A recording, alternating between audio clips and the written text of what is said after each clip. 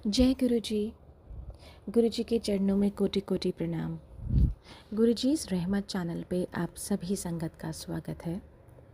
आज बहुत प्यारा सत्संग भाटिया अंकल का हम सुनेंगे, जो कि गुरु महाराज की पुरानी संगत में से एक हैं और आगरा से बिलोंग करते हैं। और आगरा में जो गुरु जी का आश्रम है, गुरु जी का मंदिर जो है, वो यही मैनेज करते हैं। अंकल का गुरु जी के साथ में 36 का आंकड़ा था, आप कह सकते हैं। जो एक लव और हेट रिलेशनशिप गुरुजी के साथ उनका कैसे बंदगी में कन्वर्ट हुआ, आज ये हम जानेंगे। गुरुजी को अंकल ने बहुत गालियाँ दी, बहुत कुछ उल्टा सीधा कहा। गुरुजी कभी भी अंकल से डायरेक्टली बात नहीं करते थे। गुरुजी जो भी बात करनी होती थी उनकी सिस्टर से बात करते थे, जिस सिस्टर को अंकल नफ़रत करते थे। तो देखिए कैसे गुरुजी ने उनकी ईगो ख़त्म करवाई, क्योंकि अंकल थोड़े से हाई हेडेड थे, बहुत ज़्यादा ईगो थी उनके अंदर और किसी को कुछ समझते नहीं थे। तो एक बहुत प्यारा उनके रिश्ता गुरु महाराज के साथ बना। गुरुजी ने बिल्कुल उनसे बात नहीं करते थे। तो आइए जानते हैं ये लव हेट रिलेशनशिप कैसे बंदगी में कन्वर्ट हुआ, कैसे गुरु महाराज उनको सही रास्ते पर लाए, कैसे उन्होंने गुरुजी को अपने आप को समर्पित किया। तो आइए सुनते हैं भाटिया अंकल का सत्संग। और सत्संग अगर पसंद आए संगत जी, तो आप चैनल को सब्सक्राइब कर लीजिएगा, ज़्यादा से ज़्यादा शेयर कीजिएगा, क्योंकि आज का सत्संग बिल्कुल मिस करने वाला नहीं है। बहुत प्यारा सत्संग है। इसी के साथ जय गुरु जी। मैं अपनी जर्नी स्टार्ट करता हूँ। All his blessings, his veg, his aura and his presence. 2003 when first time I saw Guruji's स्वरूप, मेरा रिएक्शन था ये कौन है। Then my sister told me ये हमारे गुरुजी। मैंने कहा यार ये बाबे का तो पाल ले। फर्स्ट सेंटेंस, एक शब्द कीर्तन बजता है, हे माधो हम ऐसे तू ऐसा। The first day, very first day when I saw his Sarup, my first reaction was, who is he? I asked the question, who is he? मेरी सिस्टर ने कहा हमारे गुरुजी हैं। मैं बाबे का तो पालना है कोई कुत्ता पाल। This was my first sentence. From negativity to positivity. मैंने बहुत नेगेटिव सेंस में कहा था when I said पालना है कोई कुत्ता पाल। लेकिन अगेन शब्द कीर्तन में हम कुक्कड़ तेरे दरबार। शब्द कीर्तन में एक सेंटेंस आता है, हे गुरु इतनी बड़ी दात देना कि अपने दर का कुक्कड़ बना देना। हे गुरु इतनी बड़ी दात देना कि अपने दर का कुक्कड़ बना देना और बंदगी की माला मेरे गले में डाल दे। बहुत बड़ी दात है गुरु की, जब गुरु आपको अपने दर का कुक्कड़ बना लेता है। कुक्कड़ का मतलब होता है कुत्ता। मैंने नेगेटिव सेंस में बोला था कि पालना है कोई कुत्ता पाल। एंड आई एम थैंकफुल, और सबसे बड़ा शुक्राना मेरे गुरु का कि आज उन्होंने अपने दर का मुझे कुत्ता बना दिया। एक पालतू कुत्ता हूं मैं अपने गुरु के दर का, और मैं गुरु की गोदी में बैठ के खेल रहा हूँ, मालिक की गोदी में बैठ के खेल रहा हूँ। इससे बड़ी ब्लेसिंग्स, इससे बड़ी कृपा, इससे बड़ी मेहर शायद नहीं हो सकती। I said in the negative sense, he made that thing positive. This is what my guru is. So 2003, when I said so, after that, गुरुजी ने मेरी सिस्टर से कहा तेरे प्राण है, तेरे को लाना शुरू करता हूँ लेके मेरे को। मेरी सिस्टर ने मुझे कहा गुरुजी बुला रहे हैं। मेरा वही जो रूटीन कहने की जरूरत नहीं, बना दो, क्योंकि मैं टोटल नास्तिक आदमी था।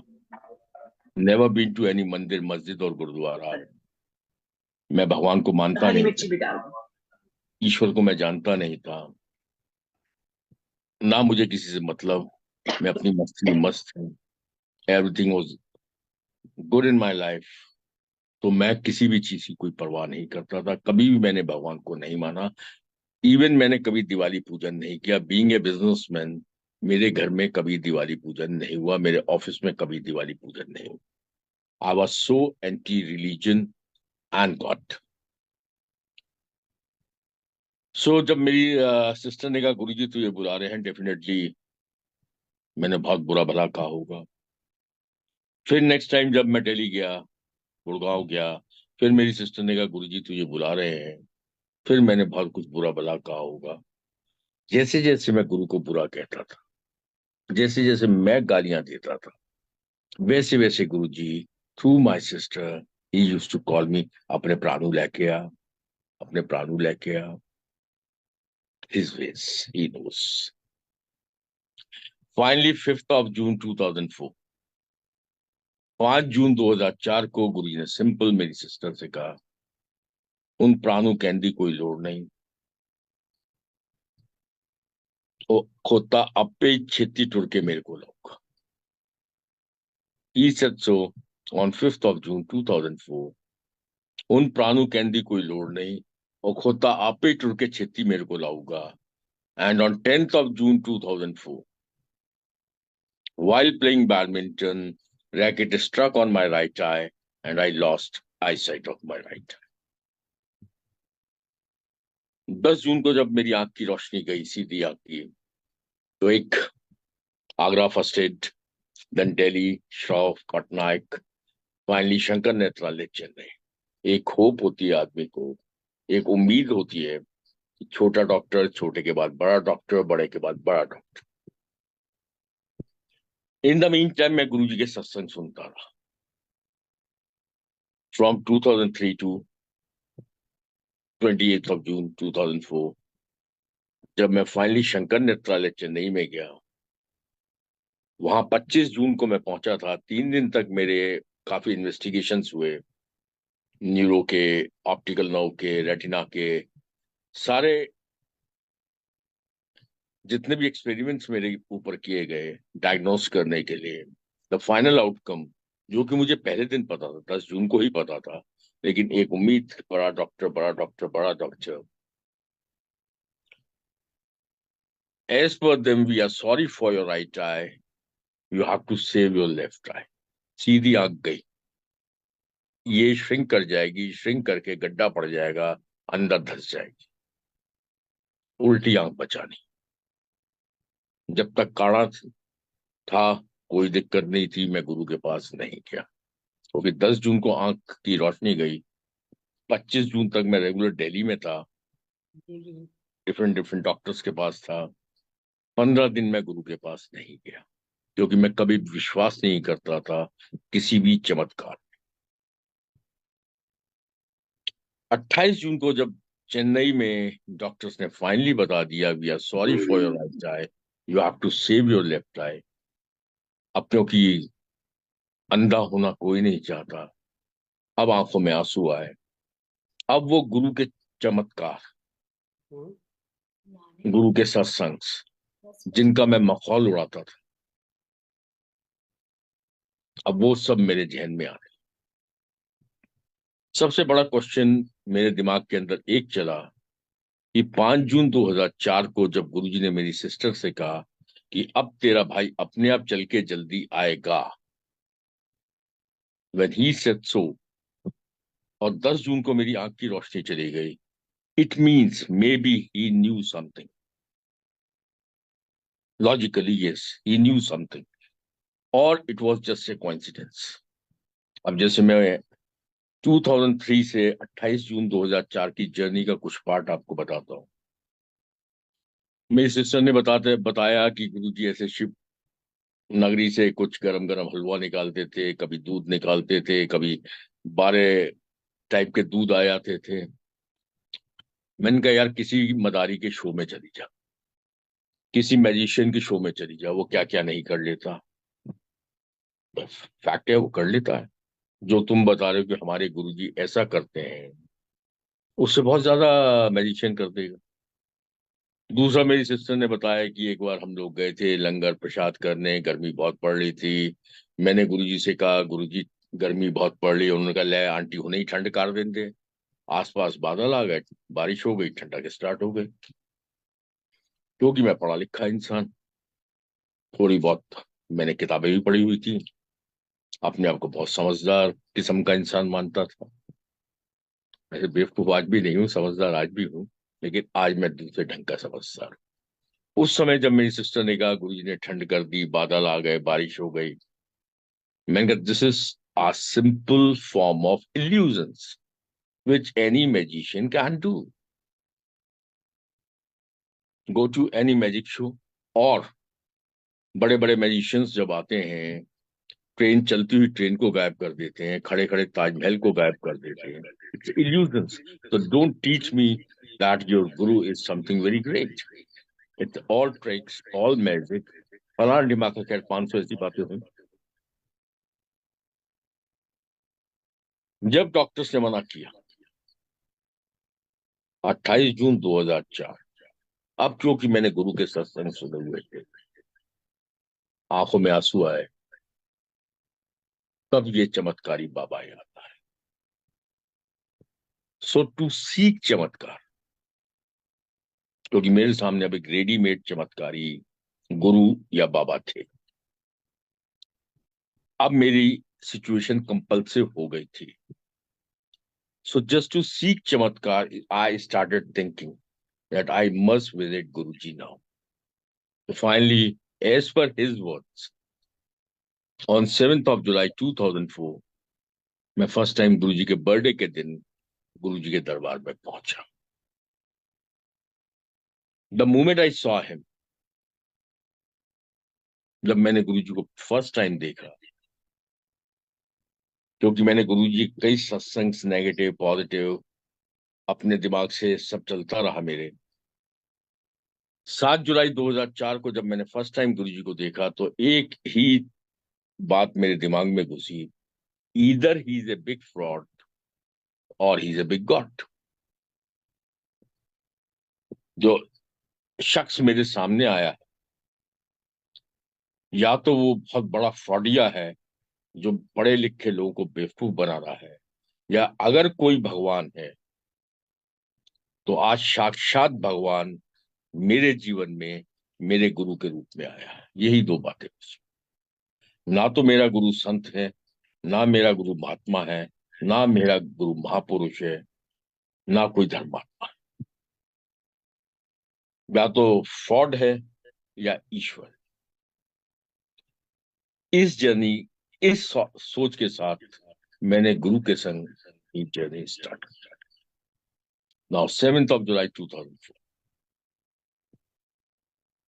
अब क्योंकि आंख की रोशनी जा चुकी थी, मेरी सिस्टर और बीवी भाटिया, मेरे ब्रदर इन लॉ, उन्होंने बहुत कन्विंस किया था कि तू फटाफट आ जा, गुरुजी तेरी आंख ठीक कर देंगे, आज बहुत बड़ा दिन है, गुरुजी तुझे ब्लेस करेंगे। और गुरुजी का ये मंत्र जाप है, मंत्र जाप तू पढ़ता हुआ बड़े मंदिर आ। मंत्र जाप पढ़ता हुआ मैं बड़े मंदिर पहुंचा। 7 जुलाई 2004, मेरे संग करीब 8-10 लोग और भी आए थे आगरा से। जब लंगर प्रसाद करने के बाद हम लोग बाहर निकलने लगे, तो सेवादारों ने हाथ की फेंसिंग बना के हमें बोल दिया कि सब लोग दूर से ही गुरुजी से आदेश लेके अपने अपने घरों की तरफ जाएं। तो हम लोग जाने लगे। इतने में सामने से वरुण गांधी आया। एक सेवादार ने हाथ नीचे किया और वरुण गांधी को अंदर जाने दिया। अब जैसे ही वरुण गांधी अंदर गए, वैसे हमारे एक दोस्त जो कि सीनियर एडवोकेट सुप्रीम कोर्ट, उन्होंने वहां जोर जोर से थोड़ा सा बोलना शुरू कर दिया, ये सब बाबे ऐसे ही हैं, सब बाबे वीआईपी कल्चर है, सब बाबों क्या कमीनापन है, फलाना है, ढिमाका है। और जिस सेवादार ने गलती से रोका था हम लोगों को, जिसे कहा था कि आप लोग दूर से ही आदेश है, वो भी गलती से गंजा था। तो हमारे दोस्त ने कहा कि अभी साले को गोली मार दो। मैंने अपने दोस्त के हाथ जोड़े। मैं, भाई साहब देखो, मैं तो आंख ठीक कराने आया, मेरी आंख ठीक हो जाने दो, फिर चाहे इस गंजे को गोली मारो या उस गंजे को गोली मारो, मुझे कोई फर्क। बड़े मंदिर में 7 जुलाई 2004 को हमारी ये वार्तालाप हो रही थी। बाहर निकले, उनको समझा के बाहर ले गए। Now 17th of July 2004, after 10 days,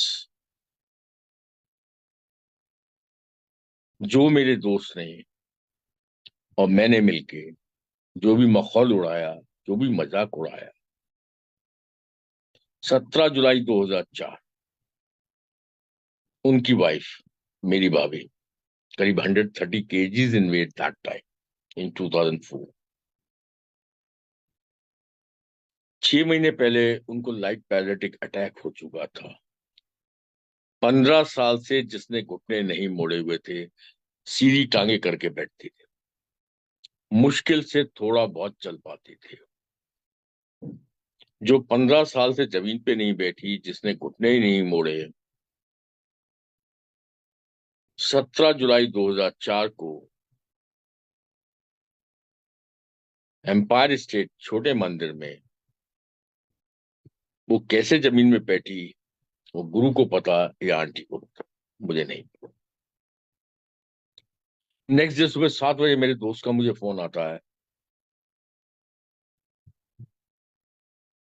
अब उन्होंने जो 17 जुलाई रात की कहानी बताई वो मैं आपको सत्संग शेयर कर रहा हूँ। 18 जुलाई को मेरे दोस्त का मुझे फोन आया कि रविंदर, तेरा गुरु तो बहुत चमत्कारी है।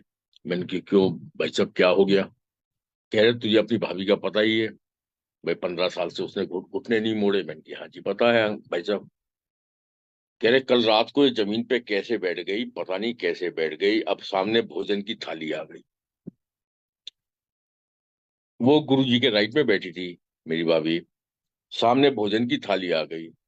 130 किलो वजन की लेडी, जिसको 15 साल से घुटने नहीं मोड़े हों, 6 महीने पहले लाइट पैरालिटिक अटैक पड़ा है, ना तो बॉडी में जान है, ना पेट आगे आने दे रहा है कि वो प्रसाद कैसे खाएगी।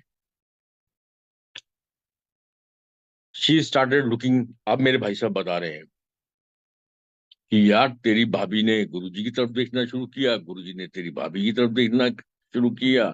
जो घुटने 15 साल से नहीं मुड़े थे, घुटने मुड़ने शुरू हो गए, और तेरी भाभी के शरीर में जान आ गई, और बैठ के उसने खाना खा लिया।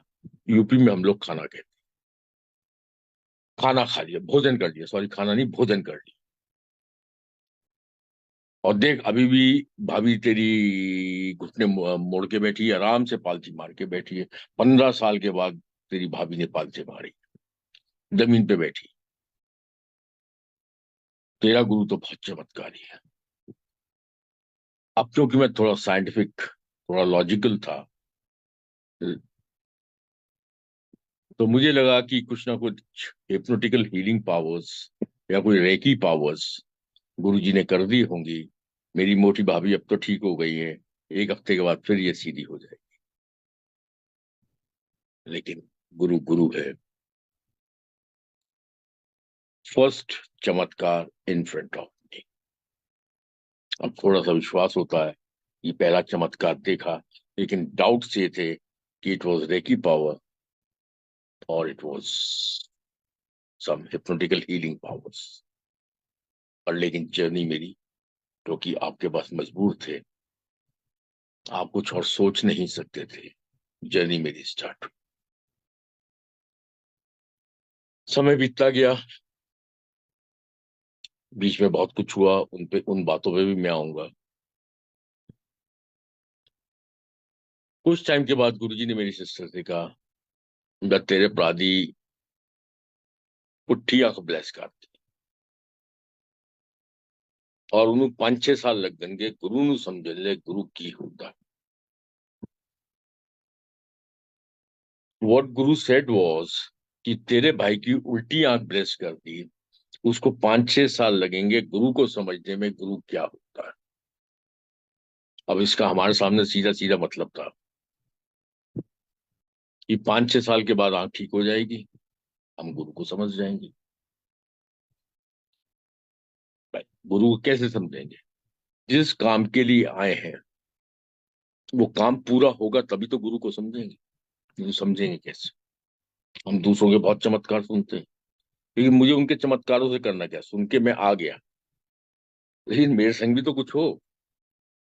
सो फर्स्ट थिंग जो इससे समझ में आया, जो गुरु जी ने बोला कि तेरे प्राणु 5-6 साल लग गए गुरु नु समझन ले गुरु की होता है, या तेरे प्राणी पुठियां ब्लेस करती। मैं ठीक है, इसका मतलब 5-6 साल बाद आंख ठीक हो जाएगी, गुरु को समझ जाएंगे, नंबर एक। दूसरी चीज, मजाक मजाक में मैंने कहा इसका मतलब 2010 तक तो मैं मरूंगा नहीं भाई, समझ आने के बाद ही मारेंगे, तो इसका मतलब 6 साल मेरी जीने की गारंटी भी हो गई। हम क्या सोचते हैं, गुरु क्या करता है, वो गुरु को पता। इन 2010 he made me understand what guru is। मेरी औकात नहीं है मैं गुरु को समझ पाऊं। In 2010 he made me understand what guru is and all practical। जब गुरु समझ में आया, वो कुछ बातें मैं आपके संग शेयर करूं। पहली चीज तो ये समझ में आ गई कि हम लोग इतने बुद्धिमान, इतने समझदार, इतने लॉजिकवान नहीं है कि हम गुरु या ईश्वर की लीला को समझ पाए, कतई नहीं। दूसरी चीज ये समझ में आ गई जो मैं नहीं मानता था कभी, यस गॉड इज हियर। और तीसरी चीज जो मैं सोच के चलता था जब मैंने गुरु जी को फर्स्ट टाइम देखा, either he is a big god और he is a big fraud, बहुत क्लियर समझ में आ गया कि भगवान ईश्वर अल्लाह वाहिगुरु महाशिव ऑल माइटी, वो ईश्वर वो महाशिव मेरे जीवन में गुरु के रूप में मुझे ब्लेस करने के लिए आया। So my Guru is a big God. चौथी चीज समझ में आ गई कि यहां कोई चमत्कार नहीं होगा, ईश्वर कुछ भी कर सकता है। जो इतनी बड़ी सृष्टि पैदा करता है, लॉजिकली स्पीकिंग, साइंटिफिकली स्पीकिंग, जो from nowhere, the one who can create this kind of universe जो कि अनंत है, इनफाइनाइट है, वो हम लोगों के लिए छोटी छोटी चीजें हैं, कुछ चमत्कार नहीं है, उसकी ब्लेसिंग्स है, वो कृपा है मेरे गुरु। तो एक चंद लोगों को अपने पास बुला के, जैसे शिव पुराण में लिखा है कि महाशिव ने भगवान ब्रह्मा को बोला था जब जब जरूरत पड़ेगी मैं गुरु के रूप में धरती पे जाके अपने चंद भक्तों का कल्याण करूंगा। And here he is the lord Mahashiva in the form of my guru to bless me, to bless us. Finally he made me understand कि यहाँ कोई चमत्कार नहीं होता।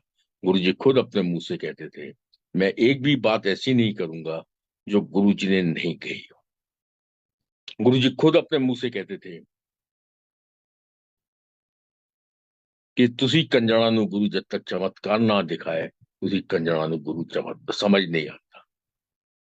तुसी कंजरा नु गुरु जब तक चमत्कार ना दिखाए तुसी कंजरा नु गुरु समझ नहीं आता। तो बहुत क्लियर है इसका मतलब कि जो गुरु जी छोटे छोटे चमत्कार हम लोगों को दिखाते हैं,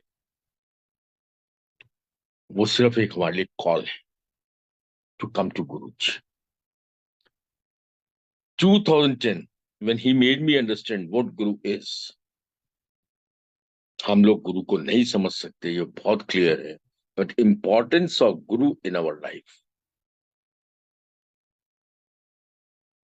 वो हमें समझनी पड़ेगी, नंबर वन।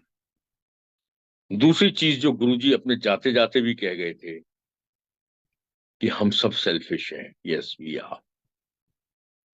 आज शायद हम लोगों को वो चीजों को त्यागना पड़ेगा। हमें अपने सेल्फिशनेस को कम करना ही पड़ेगा। जब साक्षात ईश्वर हमें खुद ब्लेस करने के लिए हमारे जीवन में आया है, तो हमें कुछ थोड़ा सा ऊपर उठना पड़ेगा। And we should give more importance to our gurus, which I feel sometimes कि हम लोग नहीं देते, इंक्लूडिंग मी। मैं किसी को ब्लेम नहीं कर रहा हूँ, किसी को सिखा नहीं रहा हूँ, किसी को समझा नहीं रहा। So it's all about my journey जो शुरुआत हुई। अब इसमें मैं एक सत्संग पहले करना चाहूंगा जो लेटेस्ट मैंने अभी सुना 12 दिन पहले। उसके बाद मैं अपनी जर्नी स्टार्ट करता हूँ। ये सत्संग है एक संगत का, mister Saurabh Malhotra, who is AGM in Punjab national bank. 12 दिन पहले वो मेरे ऑफिस में आए। उन्होंने गुरु जी का स्वरूप देखा।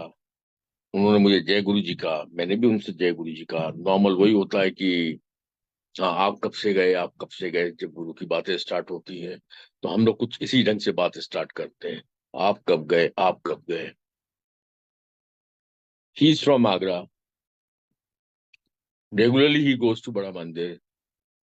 और आगरा में आज मंदिर को खुले हुए, आगरा दरबार खुले हुए कम से कम 14 साल हो गए हैं। सौरभ मल्होत्रा अंकल को नहीं पता था कि आगरा में भी गुरु जी का कोई दरबार है, हिज वेज। और वो जिस एरिया में रहते हैं,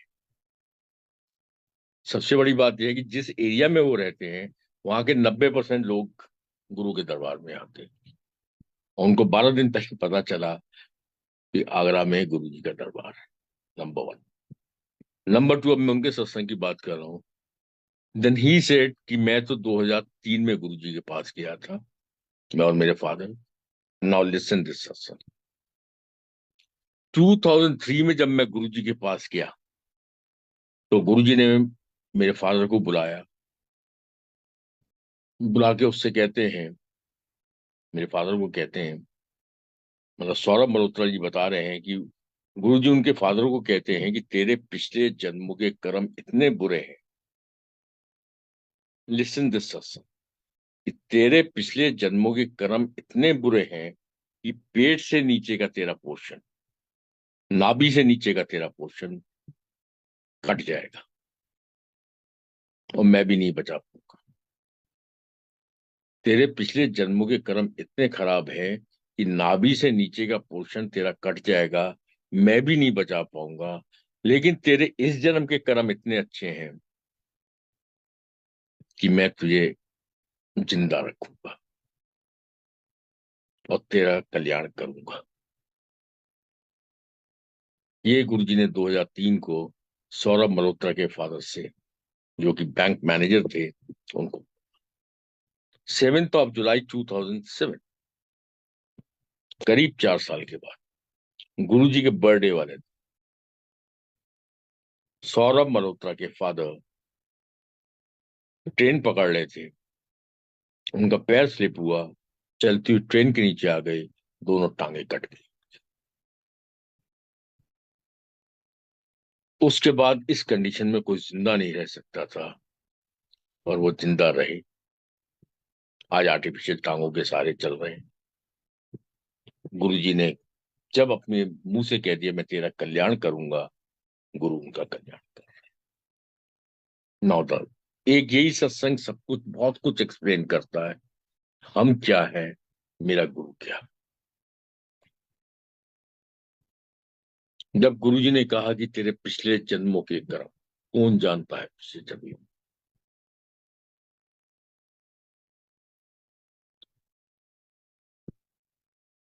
उन जन्मों के कर्म के हिसाब से शायद उनको मर जाना चाहिए था, लेकिन गुरुजी ने कृपा करनी थी, कई जन्म उनके बराबर करने थे। सब प्रैक्टिकल है। मैं शिव पुराण नहीं पढ़ता हूँ, गुरुजी ने मुझे नहीं बोला, मैं नहीं पढ़ता हूँ। मैं भक्ति भाव का आदमी नहीं हूँ, बिल्कुल सच है। सत्य है कि मैं भक्ति भाव का आदमी नहीं हूँ, क्योंकि मेरे सामने जब मेरा मास्टर पूरा ज्ञान लेके बैठा है, मैं कोई और भक्ति कर भी नहीं सकता हूँ। सिर्फ मैं उनकी बंदगी जानता हूँ, और मैं बंदगी का मतलब जो मुझे गुरु ने समझाया मैं बाद में करूँ। एनीवे, आज फादर जिंदा है, गुरु जी ब्लेस कर रहे हैं। इंसानी जीवन का क्या मतलब है नहीं समझ में आएगा, लेकिन गुरु जी को पता था कि पिछले कई जन्मों की कर्म, किसको पता एक चीज, और अपने शरण में रख के उसके कई डेबिट क्रेडिट पूरे कर रहे हैं और उसके बाद उसको मोक्ष की तरफ ले जाएंगे। मैं 100% श्योर। जब तक मैं गुरु के सत्संग सुनता था, जब तक मैं गुरु के पास नहीं गया, मैं मजाक उड़ाता था। Finally, 2010, when he made me understand what Guru is, तो बहुत क्लियर समझ में आ गया। कोई भी मैजिशियन, कोई भी तांत्रिक, कोई भी इल्यूजन मेकर अपने शरीर में रह के तो कुछ भी कर सकता है, लेकिन 2010 में जब गुरु अपने शरीर में नहीं है, फिर जादूगरी करे, फिर इल्यूजन क्रिएट कर दे, तो वो जादूगर कौन है? प्रैक्टिकली, ऑल प्रैक्टिकल, फिर वो जादूगर सिर्फ भगवान है, वो जादूगर सिर्फ डिविनिटी है, वो जादूगर सिर्फ ऑलमाइटी है। ये मेरे गुरु ने मुझे समझाया। अब मैं अपनी जर्नी के बारे में कुछ बातें कर रहा हूँ। 10th of July 2004, जब मैंने गुरु जी का चरण चूमे,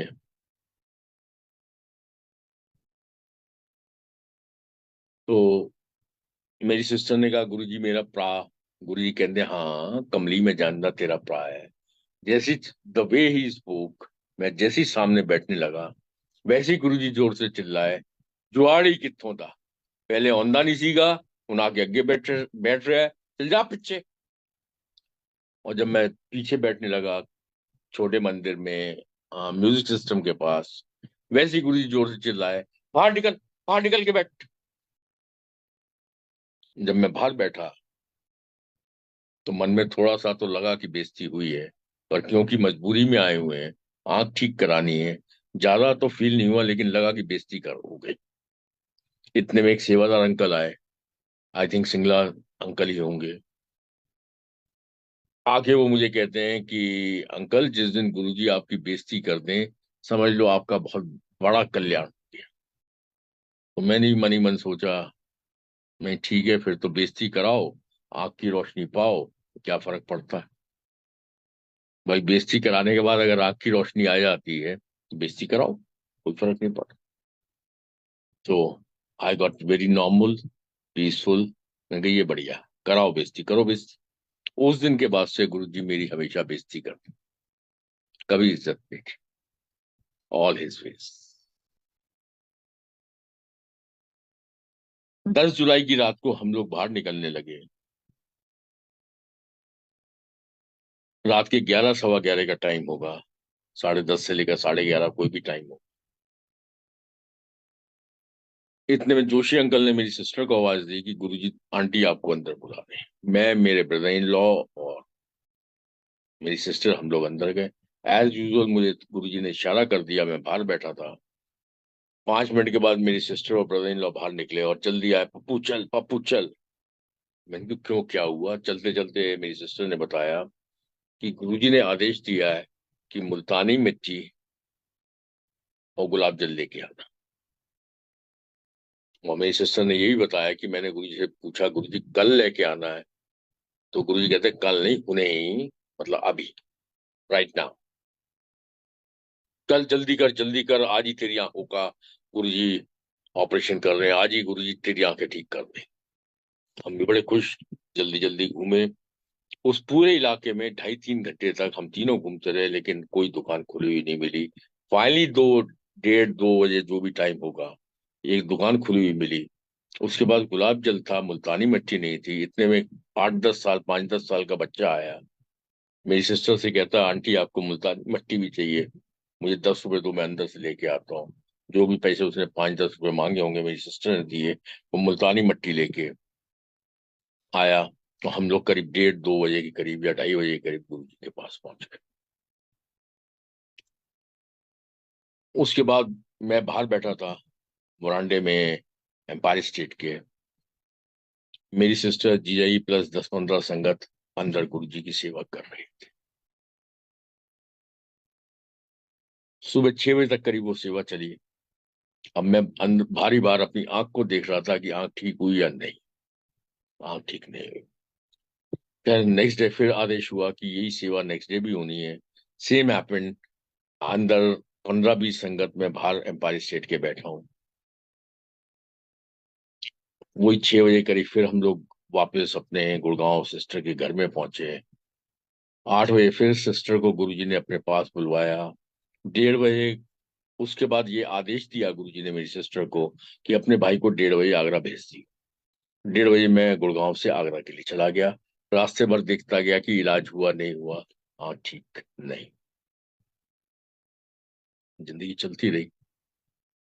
अब क्योंकि गुरुजी ने आंख ठीक नहीं हुई और मेरी सिस्टर बहुत कंसर्न थी कि इसकी आंख ठीक होनी चाहिए, so she with the plea, you know, हाथ जोड़ के कि जैसे मेरी भैयत है तो खराब, मेरा भाई, पर गुरुजी आप कृपा करो। भाई आता नहीं था, आपको गालियां देता था, भगवान को मानता नहीं था। तो इस मन में कुछ सोच होती है, शायद उनकी सोच उनको ज्यादा पता, बट एक इंसानी रूप में मैं कह सकता हूँ एक सोच होती है। तो मेरी सिस्टर गुरुजी के पास गई कि गुरुजी मेरा भाई तो बिल्कुल ही नास्तिक आदमी है। गुरुजी ने कहा वो नास्तिक नहीं है, वो मेरा भक्त है। अब जब मुझे पता चला कि मेरी सिस्टर ने मुझे बताया कि गुरुजी कह रहे हैं कि उनका भक्त है, तो मन ही मन मैंने सोचा और मैं हंसा भी सही कि मैं और भक्ति, इतना बड़ा पाप, फिर भक्ति भक्ति का काम मेरे बस का होता नहीं। खैर ही नोस। वही बात है कि हे माधो हम ऐसे तू ऐसा। जिंदगी चलती रही। गुरु समझ में नहीं आ रहा था, कुछ भी नहीं अच्छा हो रहा था। और अच्छा मतलब आंख पर आंख नहीं ठीक हो रही थी, बाकी तो सब नॉर्मल था। बहुत सारी खट्टी मीठी बातें हुई। एक दिन गुरुजी ने मेरी सिस्टर को अपने रूम के अंदर बुलाया। मेरी सिस्टर ने मुझे बुलाया। This is very important. अब गुरुजी बैठे हुए हैं, मेरे से बात नहीं करते थे, मेरी तरफ देखते नहीं थे, जो भी बात करनी है मेरी सिस्टर के थ्रू मुझसे कर। So like he sitting here on the right, my sister on the left, I am sitting. तो गुरुजी मेरी सिस्टर को कहते हैं, ले कुछ अपने प्रातो गुरुओं से जूते बना लेगा। I am a shoe maker and a designer of the shoes. तो गुरुजी मेरी सिस्टर से कहते हैं, कुछ अपने प्रातों मेरे जूते बना लेगा। मैंने कहा हाँ गुरुजी बना लूंगा। अब मैं अंदर ही अंदर बहुत खुश हुआ कि जूते बनाऊंगा, चमत्कारी बाबा जूते पहनेगा, मेरी आंख की रोशनी आ जाएगी। तो गुरुजी ने पैर में जो जूते पहने हुए थे वो निकाले, और निकाल के मेरी सिस्टर से कहा, ले प्राणु के जूते बनने। I saw the shoes. मैंने कहा मजा आ गया, ये तो सिंपल से जूते हैं, बना दूंगा। और गुरुजी जूते पहनेंगे, मेरी आंख की रोशनी आ जाएगी। तो मैंने जो जूते देखे, देख के मन ही मन बड़ा खुश हो गया। कितना इजी जॉब है, एक सेवा कर दूंगा, मेरा काम बन जाएगा। जूते देखने के बाद मैंने गुरुजी से पूछा, गुरुजी सेम जूते पहनने हैं?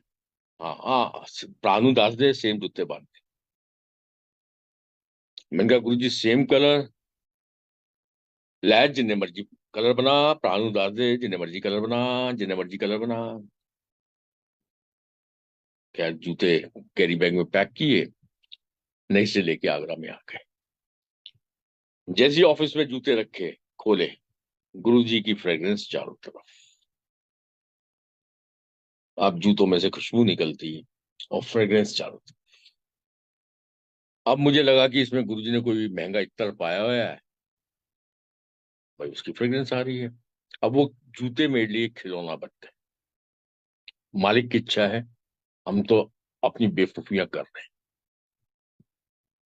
जैसी कोई पार्टी आती या हमारा बिजनेस बायर आता या कोई सप्लायर आता, ऑफिस में से अपनी दराज खोलता मैं, उसमें से जूते निकालता और जूते जैसी टेबल पे रखता, पूरे कमरे में खुशबू फैल जाती। अब वो आदमी कहता, अंकल ये सेंट जूते के लिए गाड़ी नहीं इतनी से मुझे लेदर के मैंने डिफरेंट डिफरेंट कलर्स मंगवाए, not to take any chance. Sole मैंने एक चाइना में डाई बनने भेजी, एक कानपुर में डाई बनवाई, जिससे सोल सेम आ जाए। Since I am a design, तो डिजाइन मुझे जूते का करना है, लास्ट मुझे बनाना है। लाइक मैं अपने ऑफिस में ही आज बैठा हूँ तो कुछ मीटिंग से मेरी, let me tell you, so like this is the last which I make. Uppers designing I do. Sole मैंने चाइना बनने भेज दिया, कानपुर बनने भेज दिया, और लेदर मुझे इटली से मंगाना। और विद दैट थॉट प्रोसेस कि मैं गुरु के जूते बनाऊंगा, गुरु जी जूते पहनेंगे, मेरी आंख की रोशनी आ जाएगी। तो इटली से चमड़ा आने में, इंपोर्ट होने में करीब 30-35 दिन लगते थे। चाइना से डाई आने में करीब 30-35 दिन, 40 दिन लगने थे। तो 1-1.5 महीने के बाद, जैसे मैंने आपको बताया, गुरुजी मेरे से बात नहीं करते थे। जो भी बात करते थे वो बात मेरी सिस्टर के थ्रू मुझसे करते, और उस सिस्टर के थ्रू करते थे जिससे मैं दिल से नफरत करता। ऑल हिज वेज, जिस बहन से मैं जी भर के नफरत करता था, उस बहन के थ्रू ही मुझसे बात करते। तो 1-1.5-2 महीने के बाद, करीब 30-35-40 दिन के बाद, ऐसे ही मेरी सिस्टर आगे थी, मैं पीछे था। तो गुरुजी ने मेरी सिस्टर से पूछते हैं, और कुछ अपने भरा तो लाइन लगी हुई है। और सबको पता है कि एम्पायर स्टेट में जब एंट्री करने के बाद लाइन लगती थी, तो 10-12 संगत की लाइन होती थी एंट्री करने के बाद। तो मेरी सिस्टर आगे, मैं पीछे। तो गुरुजी मेरी सिस्टर से कहते हैं, कुछ अपने भरा तो मेरे जूते अदा कियो या, अब मुझे पीछे खड़े होके आंसर देना है। तो मैंने गुरुजी से कहा, गुरुजी 5-6 दिन में चमड़ा आ जाएगा, 5-6 दिन में सोल आ जाएगा, और आपका जूते बन जाएंगे। तो अब गुरुजी में सरकाजम तो बहुत स्ट्रांग था। वो मेरी सिस्टर को देख के कहते, अच्छा तेरा भरा गुरुआ दे जूते बना लेगा। मैं बड़ा कॉन्फिडेंटली आई सेड, हाँ गुरुजी बना लूंगा, आई एम ए डिजाइनर। मतलब अपनी मनी मन सोच रहा हूँ, I am a well known designer, famous designer. तो हाथ जोड़ के मैंने कहा, मैं कि हाँ जी गुरुजी बना लूंगा। अब गुरुजी को पूरा माहौल आया। उन्होंने राइट में कुछ संगत से कहते हैं, देख शक्ल देख, गुरुआ ने जूते बनाएगा। फिर लेफ्ट में देख के किसी से कहते हैं, देख एक गुरुआ ने जूते बनाएगा। Then I thought something is fishy somewhere. मैंने कहा, बेटा थोड़ी औकात में आ जा। मैंने गुरुजी के आगे हाथ जोड़े, मैं गुरुजी कोशिश करांगा। देन गुरुजी से, दिस इज वेरी गुड, बंदे नु कोशिश करनी चाहिए, वेरी गुड, चलो जाओ कोशिश करो करो। खैर 5-6 दिन के बाद मटेरियल आ गया, सोल आ गया, सब कुछ आ गया। अब क्योंकि मैं खुद लास्ट मेकर, खुद खुद आई एम ए डिजाइनर, जूता मेरे सामने रखा है जिसको डिजाइन मैंने करना है, लास्ट में बना चुका हूं, लास्ट मैंने बना लिया, लेकिन सेम डिजाइन उस लास्ट के ऊपर सेट ना हो। अब बड़ी मैं दुविधा में कि भाई ऐसे कैसे, I am a designer, I am well known designer, I am master designer, अब ये जूता क्यों नहीं सेट हो। खैर आई थॉट कि गुरुजी शायद मेरी डिजाइनिंग पावर्स को चेक करना चाहते हैं। So I made different different multi coloured 5-6 shoes, कि कोई तो पसंद आएगा, वो डिजाइन सेट ना हो। जो गुरुजी ने जूता दिया। वेरी इजी डिजाइन, बट वो सेट था। अब 5-6 जूते मैं लेके गुरुजी के पास गया, जो वो नहीं बना पाया, लेकिन दूसरे डिजाइन मैंने सेट किए। वो जब मैं गुरुजी के पास लेके गया, तो गुरुजी देख के मेरी तरफ तो देखते नहीं थे, बात भी नहीं करते थे। प्राणु दास है, इनू सुट दई, इनू कट दई, इनू गले पा लई, इनू किसी ने बेच दई, इनू मैं किसी को दे दिया। फिर 5-6 डिजाइन लेके गया, फिर वही इनू सुट दई, कट दई, फेंक दई। फिर 5-6 डिजाइन लेके गया, फिर सुट दई, कट दई, फेंक दई। जब 3-4 बार ऐसा हो गया, देन आई थॉट जो that he is a big fraud. अब वो मेरे दिमाग में घुसा। मैंने क्या है, ये बाबा तांत्रिक है। तू इतना बेवकूफ नहीं है कि एक सिंपल सा जूता नहीं बना सकता। You are a bloody master blaster. एक मास्टर डिजाइनर एक छोटा सा जूते का डिजाइन नहीं कर सकता, तो इसका मतलब कि इस बाबे ने तेरे दिमाग को बांध दिया है। ये कोई बहुत बड़ा तांत्रिक है जो लोगों को बेवकूफ बना के चल। हर रंग दिखाए गुरु ने मेरे। मतलब सत्संग का ये है कि हर रंग गुरु ने दिखाया। मैंने आना बंद कर दिया, हाथ जोड़े, कसम खाई, आंख ठीक हुई नहीं, फालतू के काम स्टार्ट हो गए, दिमाग मेरे खराब कर दिए गुरु ने। मैंने कहा भाई इस जगह पे नहीं आना चाहिए, हाथ जोड़ कि आगे से इस जगह पे घुसना ही नहीं है। यहाँ तो अच्छे खासे मेरे माइंड की दही बना देगा ये गुरु। मैंने कहा नहीं आना। और मेरा गुरु गुरु है। हे माधो, हम ऐसे, तू ऐसा। सब उनके अपने एक ड्रामे होते हैं, किसको कैसे पढ़ाना है, कैसे लिखाना है, कौन सा अध्याय देना है, कौन सा चैप्टर देना है। मैंने आना बंद कर दिया, कसम खा ली कि मैं नहीं आऊंगा। पर गुरु गुरु है। अब एक दिन गुरुजी ने, जब मैं महीना 2 महीना नहीं गया, मेरी सिस्टर से कहा तेरा प्रा नहीं आ रहा। उसने कहा गुरुजी वो बिजी है। उनके नेक्स्ट वीक आए। फिर मेरी सिस्टर ने कहा गुरुजी बुला रहे हैं। मैंने कि मैंने नहीं आना। कह रहे मैंने नहीं आना। फिर मेरी सिस्टर ने कहा कि नहीं वो बिजी है। फिर गुरुजी ने मेरी सिस्टर से कहा प्राणु गए मेरे जूते वापस कर दे। मैं जूते वापस करने नहीं गया। फिर गुरुजी ने मेरी सिस्टर से कहा उन्नू गए, खुद नहीं आता तो किसी और के हाथ से मेरे जूते वापस कर दे। मुझे लगा कि मुझे इतना बेशर्म नहीं होना चाहिए। मैं अपने खुद हाथ से जो चीज लेके आया हूँ, जिसके घर का मैंने 6 महीने, 8 महीने, 1 साल लंगर प्रसाद किया है, उसके जूते मैं खुद लेके आया और खुद वापस करने जाता हूँ। जूते वापस करने मैं फिर एम्पायर स्टेट पहुंचा। फिर गुरुजी ने मेरी तरफ नहीं देखा, जूते मैंने उनको रख दिए। मैं कहा जोशी अंकल को गुरुजी ने बुलाया, जूते उन्होंने अंदर रख दिया। मैंने कहा मेरा काम खत्म, जान छूटी। लंगर प्रसाद किया, आगरा वापस। अब आया नेक्स्ट वीक, कसम खाई थी मैं नहीं जाऊं। नेक्स्ट वीक किसी ग्वालियर की संगत का फोन आ गया, जिनको मैंने कभी किसी के सुने हुए सत्संग सुनाए थे। उन अंकल का फोन आया कि अंकल आप तो हर संडे को गुरुजी के पास जाते ही जाते हो। मैं ट्रेन में बैठ चुका हूँ और आगरा पहुंच रहा हूँ, 2:30 बजे तक आपके पास पहुंच जाऊंगा। आप 3 साढ़े 3 निकलते हो। मैंने जनरल जी बताया था मैं 3 साढ़े 3 निकलता हूँ। 7 सवा 7 गुरु के पास पहुंचता हूँ, लंगर प्रसाद करके 9 साढ़े 9 बजे, 10 बजे तक वहां से चलता हूँ, 1 बजे आगरा वापस आ जाता हूँ। This was my routine on Sunday.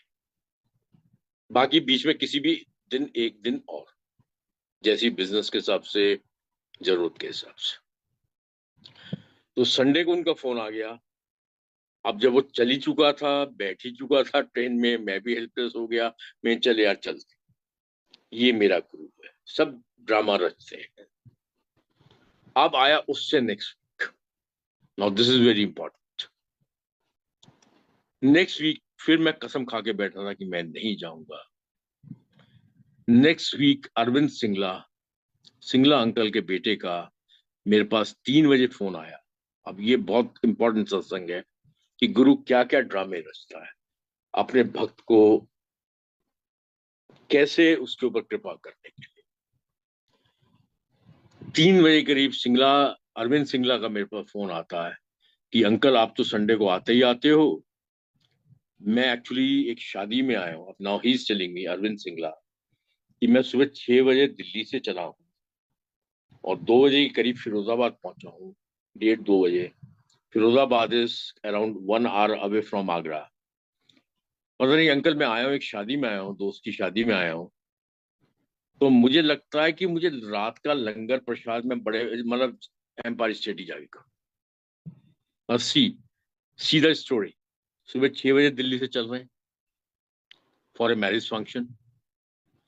2 बजे उनके दिमाग में आता है कि मुझे नहीं, रात का लंगर प्रसाद एम्पायर स्टेट में करना है। और फिर उनका लंगर प्रसाद करके, क्योंकि आप आगरा वापस आते हो तो आप मुझे फिरोजाबाद छोड़वा देना, मैं रात की डोली में उस शादी को अटेंड कर लूंगा।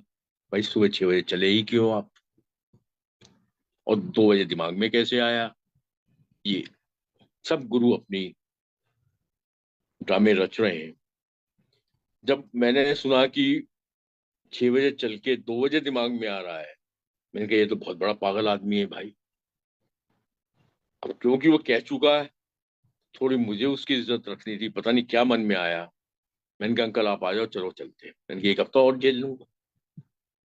फिर मैं छोटे मंदिर चला गया, रात का लंगर प्रसाद किया और वापस अरविंद सिंगला जी के संग फिर मैं वापस आया, उनको मैंने फिरोजाबाद छोड़वा दिया। वो हफ्ता भी मैं गुरु की अटेंडेंस मेरी हो गई। अब आया तीसरा हफ्ता, कसम खा के बैठा था मैं गुरु के पास नहीं जाऊंगा। इट वॉज सैटरडे, मेरे दोस्त के बेटे का कॉकटेल था। मैं कॉकटेल एंजॉय कर रहा था, 2-3 पैग में मारा हुआ था। रात के 11 बजे गुरुजी ने मेरी सिस्टर को अपने पास बुलाया और तेरा भरा नहीं आया। तो मेरी सिस्टर ने कहा गुरुजी वो तो दोस्त के बेटे की कॉकटेल है। अच्छा, फिर कल भी नहीं आएगा? तो मेरी सिस्टर ने कहा गुरुजी कल उसकी शादी है तो कल भी नहीं आएगा। अब गुरुजी ने 11, 11:15 बजे मेरी सिस्टर को कहा ले प्रागु फोन कर, अपने भाई को फोन कर, मैं गल करनी है। मेरी सिस्टर ने फोन मिलाया। जब मेरी सिस्टर ने फोन मिलाया, गुरुजी से कहा कि गुरुजी बात करो। गुरुजी कहते नहीं, पूछ अपने भरा तो, ले गुरु वड्डा या शादी वड्डी? अब मेरी सिस्टर ने कहा गुरुजी पूछे गुरु वड्डा या शादी वड्डी। उस टाइम मैं करीब 3 पैक पी के बैठा था। जब मैंने सुना गुरुजी का ये सेंटेंस, अब मेरा सब फ्लैश बैक में सब चीज घूमने लगी। मैंने की आप हो कौन? भाई मैं आता हूँ, आप मेरी पूरी बेइज्जती करते हो। मतलब मुझे लगता है as if I am unwanted guest in your whole system. पूरी संगत के बीच में मैं एक अनवांटेड गेस्ट हूँ, और जब भी नहीं आता हूँ आप मुझे याद करते हो। मैं नहीं आ रहा था, आपने मुझे बुलाया। अब मैंने कसम खा ली कि मैं आपके पास नहीं आऊंगा, आप किसी ना किसी बहाने से मुझे बुलाते हो। आप हो कौन? और मैं, मेरी औकात क्या है? मैं तो एक छोटा सा अदना सा इंसान, एक छोटा सा बिजनेसमैन। ना आपको मुझसे पैसा चाहिए, ना मैं आपको मोहब्बत करता हूँ, ना मेरा आपसे कोई लगाव है। मैं तो अपने काम के लिए सिर्फ आपके पास आता हूँ। आपके सामने प्राइम मिनिस्टर सर झुकाता है, और जिस शख्स के सामने प्राइम मिनिस्टर सर झुकाए, उस इंसान के सामने मेरी औकात क्या है? नहीं आता हूं आप मुझे याद करते हो, आता हूं तो इज्जत नहीं बख्शते हो। मैंने कहा, लेकिन जब ये गुरु का सेंटेंस सुना कि गुरु वड्डा या शादी वड्डी, मैंने कहा आप किसी ना किसी बहाने से मुझे बुलाते हो। आंखों में आंसू आए। अपने दोस्त को नेक्स्ट डे शादी का लिफाफा पकड़ाया। नेक्स्ट डे शाम को संडे के दिन फिर मैं गुरु के दरबार में आ गया, ये सोच के आ गया कि आप कुछ भी हो मुझे नहीं पता, आज से आप मेरे लिए मेरी नजर में एक बहुत ऊपर पहुंच गए। मुझे नहीं पता आप कौन। अब मैं आपके पास जरूर आऊंगा और हमेशा। आता हूं तो इज्जत नहीं करते हो, नहीं आता हूं तो याद करते हो। आप हो कौन? फाइनली आंखों में आंसू आते रहे। वो एक इमोशंस होते हैं इंसान के। नेक्स्ट डे मैं संडे को फिर पहुंचा, फिर वही गुरु जी का इशारा बाहर। मैं जाके बाहर बैठ गया। मुझे लगा कि आप ये कभी इज्जत नहीं दोगे। Finally 21 October 2006, it was Diwali day, but day was Saturday. 2.25 साल जैसे ही मैं एंटर किया, वही मैंने कहा, हमें गुरु को नहीं समझ सकते, but importance of guru in our life and how much importance we give to our guru, वो हमें सोचना पड़ेगा। सो एनीवे, वही मैं सत्संग पे आ रहा हूँ। 21 अक्टूबर 2006, the day was Saturday and time was 7 exact. 21 अक्टूबर 2006 दिवाली का दिन, the most auspicious day for the Hindus. और मेरा गुरु छोटे मंदिर में अकेला बैठा हुआ। ये इंपॉर्टेंस हम देते थे गुरु को। The most auspicious day and my Mahashiva, he was sitting alone in the chota mandir. Only one or two or three sevadars were there. Not even single sangat was there at 7 p.m. evening. जैसे मैं enter घुसा, मैं आगे, मेरी wife पीछे, दोनों बेटियां पीछे। वैसे ही गुरुजी ने इशारा कर दिया, मतलब ऊपर एम्पायर स्टेट में ऊपर जाके बैठ। मेरी तब देखा नहीं, इशारा करके ऊपर, मुझे पता ऊपर गया। जब मैं ऊपर पहुंचा, एम्पायर स्टेट में बैठा था, अब मैंने मन ही मन कहा, मैंने कि भाई साहब, गुरुजी से कंप्लेनिंग स्टार्ट हो गई। मैं, गुरुजी कभी तो इज्जत करना सीखो, कि हमेशा बेइज्जती करोगे। किसी दिन तो एक बड़े इंसान की इज्जत करो। आपके बड़े बड़े भक्तों में से एक भी भक्त आपके सामने नहीं है। चलिए, मैं तो आपका भक्त नहीं हूं, मैं तो अपना काम करवाने आ रहा हूँ, बट फिर भी मैं टाइम से आया। आगरा से 7 बजे तक आपके पास पहुंच गया। एक दिन तो इज्जत कर देते, कम से कम सामने बैठने देते। अभी मैं इतना सोच ही रहा था, 10-15 मिनट ऊपर बैठा हुआ था। इतने में गुरुजी ने मेरी बड़ी बेटी को खड़ा किया। उससे भी पहली बार बात कर रही, उसको खड़ा किया। वो भी बेचारी घबरा गई। तो गुरुजी उससे पूछते हैं, तू किसकी बेटी है? उसने कहा, गुरुजी मैं पापा की बेटी हूँ। अब वो भी बेचारी घबरा गई। गुरुजी मैं पापा की बेटी हूँ। कौन थे तेरे पापा? उसने कहा, गुरुजी जो आगरा से आते हैं। अच्छा, वो मोटू जा? उसने कहा, हाँ गुरुजी वो। ले, आज आया नहीं? उसने कहा, गुरुजी आए हैं, वो मैंने नजर नहीं आ रहा, सामने बैठा ही नहीं है। उसने कहा, गुरुजी आपने उनको ऊपर भेज दिया। अब जैसी मेरी बेटी ऊपर मेरे पास आई, और ऊपर आके जब उसने कहा कि पापा गुरुजी आपको बुला रहे हैं,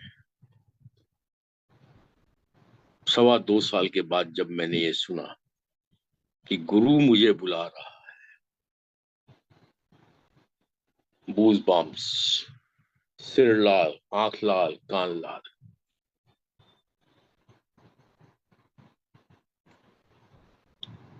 गुरु के पास पहुंचे। गुरु जी के लेफ्ट साइड में आंख बंद करके मैं खड़ा हो गया। देखने की हिम्मत नहीं थी। बुद्धि ब्लैंक, सोच ब्लैंक। आंख बंद करके मैं खड़ा था, तो गुरु जी कहते, ओ जुआड़ी, तू श्रद्धा में पास हो गया है। दिमाग काम करना बंद कर चुका था। मेरा कोई रिस्पॉन्स नहीं हुआ। अगेन गुरुजी सेड, और तू श्रद्धा के अंदर पास हो गया, सुने? मेरा, आई वॉज ब्लैंक। मैं कोई रिस्पॉन्स देने लायक नहीं था। देन फाइनली ही सेड, और तू श्रद्धा के अंदर पास हो गया है, बैजा मेरे चढ़ना थे। अब मैं नीचे झुका, जैसे एक आपसी सिपाही, अब नॉर्मल सेंस में आ जाओ। जैसे नीचे बैठा, पैर चूमे नीचे बैठ गया। अब मेरे दिमाग में चलने लगा, मैं गुरुजी ये श्रद्धा आंटी कौन सी बीमारी है? मैंने तो आपके अंदर कोई श्रद्धा दिखाई नहीं, मुझे तो आपके अंदर कोई श्रद्धा नहीं है। भाई मेरी आंख ठीक कर दो, सारी श्रद्धा आ जाएगी। जब तक आंख ठीक नहीं होगी श्रद्धा कहां से आएगी? खैर मैं अपना सोचता रहा, हमारी बेवकूफी। लेकिन 2010 में जब गुरु समझ में आया तो बहुत क्लियर समझ में आ गया, गुरु होए तैयार तो आज श्रद्धा पूरी है। हम जैसे कंजरों पे, जैसे गुरु जी अक्सर कहते थे, जब गुरु दयाल हो जाता है तो श्रद्धा ना होते हुए भी हम श्रद्धा पूर्ण हो जाते हैं।